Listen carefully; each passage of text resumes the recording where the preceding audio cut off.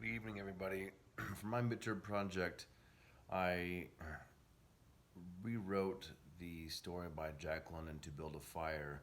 However, I wrote it in the perspective of the dog. After reading the story in week one, I was surprised and, well, delightfully surprised that the dog lived in the end. However, the man did not. And I wanted to get an account of what the dog was thinking as he went through the Yukon in the cold with his big fur coat. And I wrote the short story. It was called A Fur Coat, a Best Friend. And I will read an excerpt from it for you now. I Just to premise this, I wrote it like the dog, it was in the future and the dog was older now, and he had kids and he had grandkids, and he was telling his grandkids this story, and he had never recounted it for all those years, and he was finally telling his grandkids.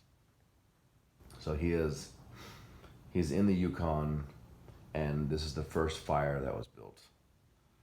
I had just gotten comfortable laying out close, but not too close to the fire, and was warm when he got up, put his mittens on and hat, and started walking away from the fire. I wasn't ready to leave, but my best friend was leaving, and I was going to follow him. We walked down a few steps, and then that is when it happened. He fell into the water, just like I had, but his whole leg, up to the knee, got wet. He looked and sounded angry, yelling words that I had never heard him say before. We both knew that he had to build a fire again to dry his clothes and warm his leg, and fast. I was excited at that idea. The next several hours took forever, and it went by in a flash. The fire was started. It was gaining height and heat and beginning to become a life-saving fire. Just then I heard a loud snap and jumped up. I had to pause and explain to my grandchildren, this is back when your old grandpa had keen reflexes so I could move really fast. I heard the crack and looked up to see snow falling from the trees that the fire was built under. The fire was put out instantly, and I knew that this was bad when I heard the odd words again coming from my friend. He started to move in strange ways, almost like he was trying to fly, but hitting his arms on his legs. He tried to light another fire in a weird way, but did not succeed. The next moment was the scariest moment in my life.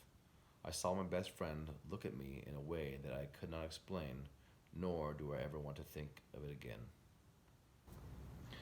So it was fun writing this. I used my creativeness to think of ways what the dog would say to his grandkids, to tell the story in a not super scary way, but ultimately he told the story and he could essentially move on with his life. It took so long, but because of such a traumatic event.